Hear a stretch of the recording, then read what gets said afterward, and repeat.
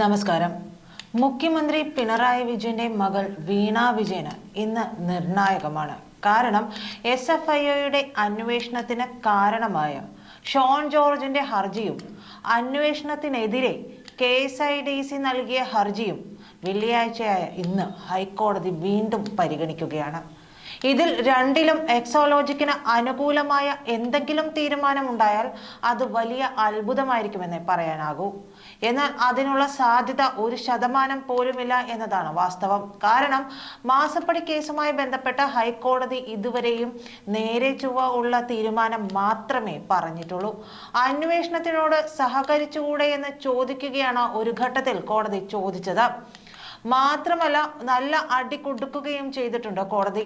Justice Devan Ramachandran മുഖ്യമന്ത്രിയെയും മകളെയും പുകച്ചിട്ടുണ്ട് എന്നർത്ഥം. PC ജോർജിന്റെ മകൻ ഷോൺ ജോർജ് നൽകിയ ഹർജിയിലാണ് SFIO അന്വേഷണം ആരംഭിച്ചതും മുഖ്യമന്ത്രി പിണറായി വിജയന്റെ മകൾ വീണ വെട്ടിലായതും. അതുകൊണ്ട് ആ അന്വേഷണത്തിന് എങ്ങനെയും തടയിടണം എന്നതിന് തലപുകച്ച് ആലോചിക്കുകയാണ് സഖാക്കൾ. അതുകൊണ്ട് തന്നെ അവരുടെ തലച്ചോർ പുണ്ണായിട്ടുണ്ട്. SFIOയ്ക്കെതിരെ വീണ കർണാടക ഹൈക്കോടതിയെയും സമീപിച്ചിരുന്നു. ഹർജി ഫയലിൽ പോലും സ്വീകരിക്കാതെ കോടതി അതെടുത്ത് തോട്ടിലിടുകയാണ് ചെയ്തത്. എക്സോലോജിക്കിനെതിരായ അന്വേഷണം നിയമപരമാണ്. എല്ലാ നിയമവും പാലിച്ച് നടക്കുന്ന അന്വേഷണം തടയാൻ കഴിയില്ലെന്നാണ് ജസ്റ്റിസ് M നാഗപ്രസന്നയുടെ വിധിയിൽ പറഞ്ഞത്. അന്വേഷണം തടയണം എന്നാവശ്യപ്പെട്ട എക്സോലോജിക് ഉന്നയിച്ച ഒരു വാദങ്ങളും കോടതി അംഗീകരിച്ചിട്ടില്ല. അന്വേഷണം ഏത് ഘട്ടത്തിലാണ് SFIOയ്ക്ക് കൈമാറേണ്ടതെന്ന് നിയമത്തിൽ കൃത്യമായി പറയുന്നുണ്ട്. അതെല്ലാം പാലിച്ചായിരുന്നു നടപടി. ഇത് വീണയെ വല്ലാതെ കുഴപ്പിക്കുകയും ചെയ്തു. എക്സോലോജിക്കും കരിമണൽ കമ്പനിയായ CMRL തമ്മിലുള്ള 1.72 കോടിയുടെ ഇടപാടിൽ വൻ ക്രമക്കേട് നടന്നുവെന്ന ആദായ നികുതി ഇന്ററിം സെറ്റിൽമെന്റ് ബോർഡിന്റെ കണ്ടെത്തലോടെയാണ് മാസപ്പടി വിവാദമുണ്ടായത്. ഈ വിഷയത്തിൽ രജിസ്ട്രാർ ഓഫ് കമ്പനീസ് അന്വേഷണവും നടക്കുന്നുണ്ട്. ഇതുകൂടാതെയാണ് കേന്ദ്ര സർക്കാർ SFIO അന്വേഷണം പ്രഖ്യാപിച്ചത്. കരിമണൽ കമ്പനിയായ CMRLലും അവരുമായി ഓഹരി പങ്കാളിത്തമുള്ള പൊതുമേഖലാ സ്ഥാപനമായ KSIDCയിലും SFIO പ്രാഥമിക പരിശോധനകൾ നടത്തിയിരുന്നു. പിന്നാലെ എക്സോലോജിക്കിന്റെ ഡയറക്ടർ എന്ന നിലയിൽ വീണയെ ചോദ്യം ചെയ്യാൻ നോട്ടീസ് നൽകുമെന്ന ഘട്ടമെത്തിയപ്പോഴാണ് കമ്പനി കർണാടക ഹൈക്കോടതിയെ സമീപിച്ചത്. കർണാടക ഹൈക്കോടതി വിധിക്കെതിരെ സുപ്രീം കോടതിയെ സമീപിക്കാനുള്ള അതിബുദ്ധി വീണ കാണിച്ചില്ല എങ്കിൽ തോറ്റ് തുന്നം പാടുക മാത്രമല്ല ഇതിലും വലിയ നാണക്കേട് ഉണ്ടാകുമായിരുന്നു. ആദായ നികുതി വകുപ്പ് ഇന്ററിം സെറ്റിൽമെന്റ് ബോർഡിന്റെ ഉത്തരവ് വന്നപ്പോൾ വീണയെ കേൾക്കാതെയാണ് ഇത്തരത്തിലൊരു ഉത്തരവിറക്കിയതെന്നായിരുന്നു CPMന്റെ ക്യാപ്സ്യൂൾ. ഇത് തെറ്റാണെന്ന് കേന്ദ്ര ഏജൻസികൾ നൽകിയ മറുപടി സത്യവാങ്മൂലം വ്യക്തമാക്കിയിരുന്നു. രജിസ്ട്രാർ ഓഫ് കമ്പനീസ് വീണയ്ക്ക് നോട്ടീസ് അയക്കുകയും CMRLന്റെ ഭാഗം കേൾക്കുകയും കമ്പനി വിലാസം മാറിയത് അറിയിക്കാതിരുന്നതിന് 1 ലക്ഷം രൂപ പിഴ ചുമത്തുകയും പിന്നീടത് 20,000 ആക്കി കുറയ്ക്കുകയും ചെയ്തിരുന്നു.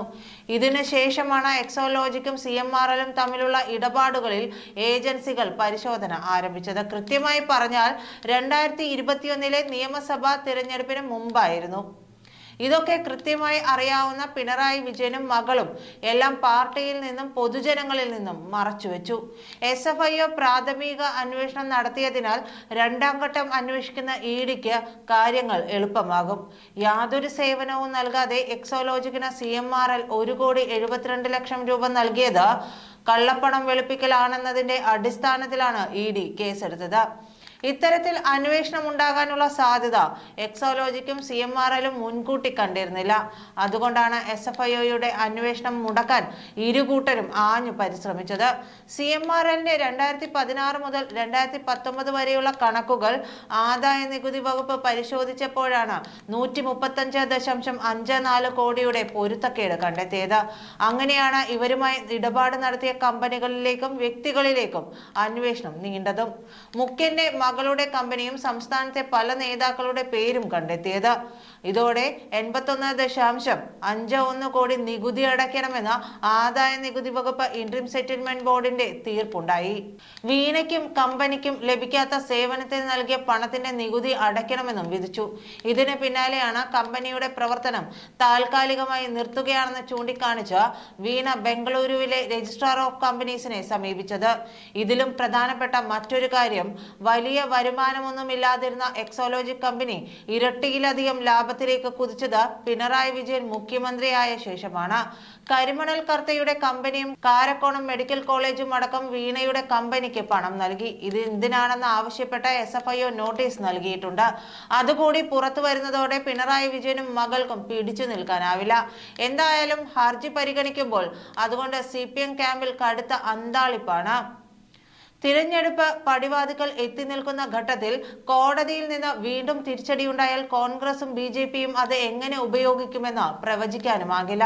നിലവിൽ 3 ലോക്സഭാ സീറ്റുകളിൽ മാത്രമാണ് ഇടതുമുന്നണിക്ക് വിജയപ്രതീക്ഷയുള്ളതെന്നാണ് ലഭ്യമായ വിവരം. കോടതിയിൽ നിന്ന് വെള്ളിയാഴ്ച എന്തെങ്കിലും ഒരു പരാമർശം ഉണ്ടായാലും തിരിച്ചടിയാണ്.